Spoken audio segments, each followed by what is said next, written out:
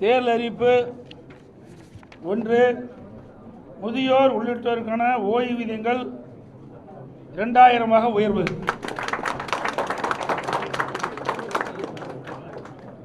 சமூக ஓய்வு திட்டத்தின் கீழ் முதியோர்களுக்கு முதியோர் உதவித்தொகை வழங்கப்படும்.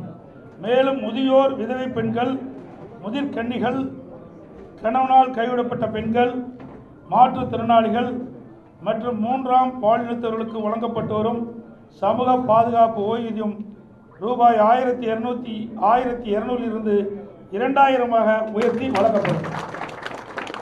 அறிவிப்பு 2. வங்கியில் பெற்ற கல்விக்கடன் தள்ளுபடி.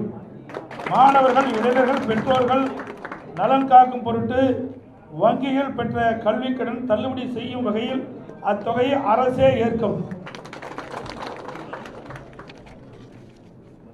அறிவிப்பு 3.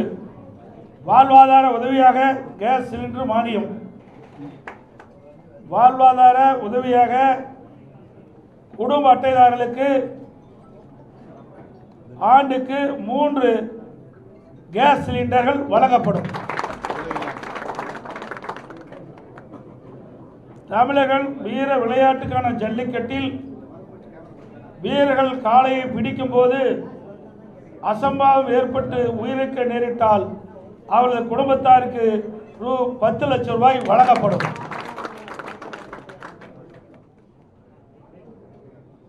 அதேபோல் தமிழகன் வீர விளையாட்டான ஜல்லிக்கட்டு விளையாட்டின் போது காலையில் அடக்கும் ஜல்லிக்கட்டு வீரர்கள் அசம்பாவிதம் ஏற்பட்டு உயிரிழக்க நேரிட்டால் அவரது குடும்பத்தாருக்கு ரூபாய் 10 லட்சம் வழங்கப்படும். அதேபோல் படுகாயமடைந்தவர்களுக்கு மருத்துவ சிகிச்சைக்காக ரூ. 2 லட்சம் வழங்கப்படும். அரசாணை வழங்கப்பட்ட இடங்களில் நடைபெறும் ஜல்லிக்கட்டு போட்டிகளை எழுச்சியோடு நடத்துவதற்கு அரசின் சார்பில் மானியமாக 5 லட்சம் வழங்கப்படும்.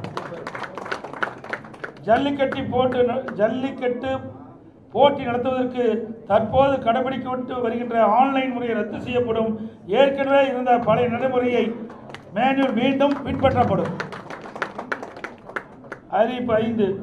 சிறுபான்மை வகுப்பைச் சேர்ந்த மகளிர் சுயஉதவிக்குழு தொடங்குவதற்கு வட்டிலா கடன் மற்றும் மாற்றுத்திறனாளி கூட்டுறவு வங்கிகள் வாங்கிய கடன் தள்ளுபடி.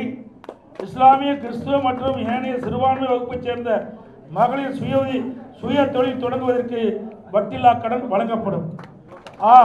மாற்றுத்திறனாளிகள் கூட்டுறவு வங்கியில் வாங்கிய கடன் தள்ளுபடி செய்யப்படும்.